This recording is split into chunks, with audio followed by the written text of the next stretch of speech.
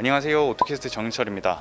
지금 저는 청담 현대모터 스튜디오에 나와서 산타페 페이스리프트 보러 왔어요. 어떻게 보면 안 바뀐 것 같기도 하지만은 가만히 뜯어보면은 바뀐 데가 생각보다 있어요. 그래서 그거 부분들 한번 살펴보도록 하겠습니다. 일단은 이 앞쪽 그릴의 모양이 이전 캐스케이딩 그릴에서 굉장히 많이 변화가 됐어요.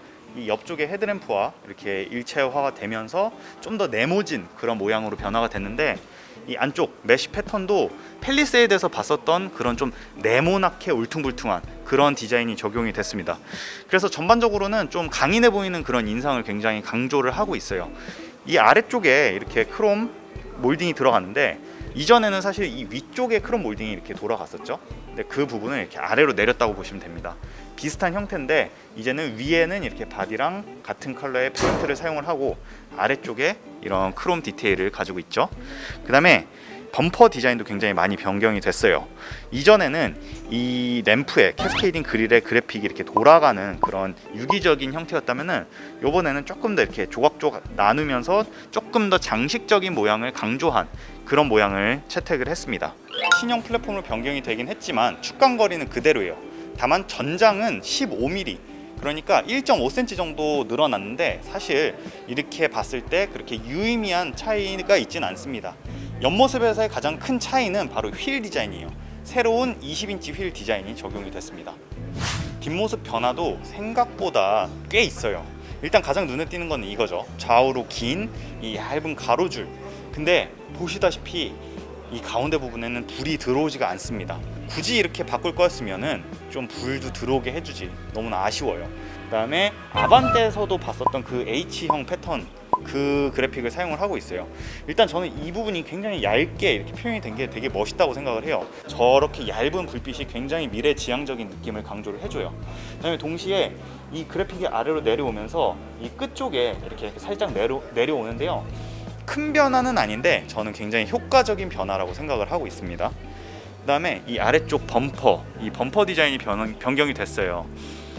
앞모습은 이전 모델에 비해서 조금 더 투박한 그런 터프한 이미지가 강조가 됐는데, 뒤에 범퍼에서는 오히려 이전 모델에 비해서 조금 더 곱상해졌어요. 예전에는 스키드 플레이트도 있고 그랬는데 이렇게 페이스리프트가 되면서 조금 더 곱상하고 깔끔하게 정리가 됐습니다. 이 아래쪽에 빨갛게 긴 반사판이 들어갔는데 이 양쪽 끝 이 부분이 방향 지시등이 됩니다. 자, 이렇게 실내에 들어와 봤어요.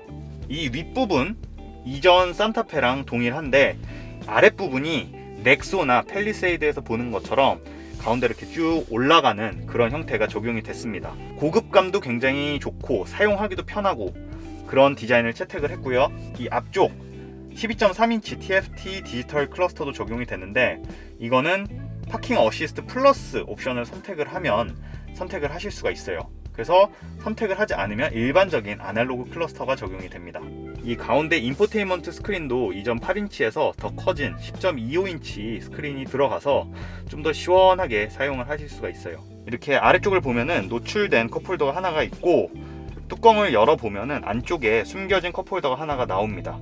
이 옆에는 USB 포트 있고요.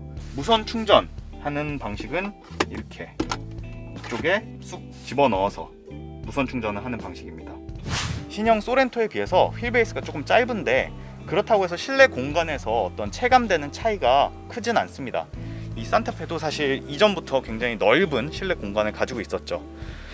일단 앉아보면은 발밑 공간, 그 다음에 무릎 공간, 머리 위 공간 할 거 없이 굉장히 여유로운 그런 공간을 가지고 있어요. 저는 키가 174cm의 일반적인 체구를 가지고 있고요. 앞좌석을 지금 저한테 되게 편안하게 맞춰 놓은 상태거든요. 그런데도 불구하고 이렇게 충분한 공간을 가지고 있고, 추가로 이렇게 앞뒤로 슬라이드가 가능한 이런 의자를 가지고 있습니다.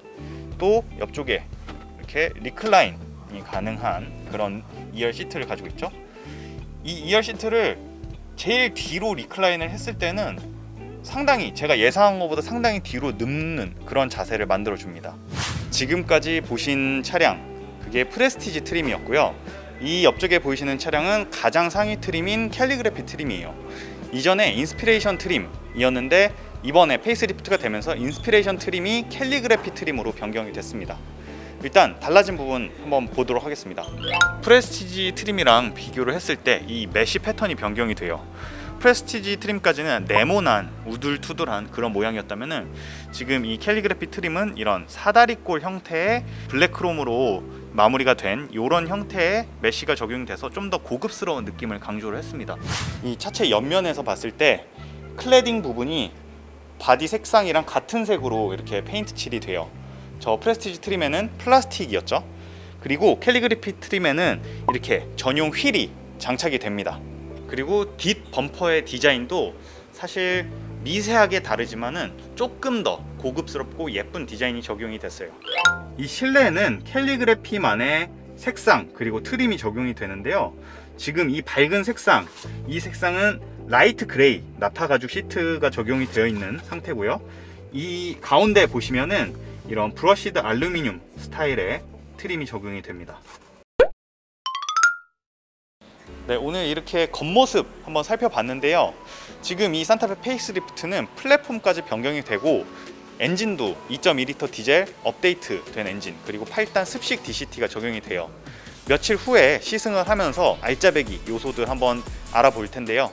그럼 그 영상 기대를 해주시고 오늘은 이만 하도록 하겠습니다. 감사합니다.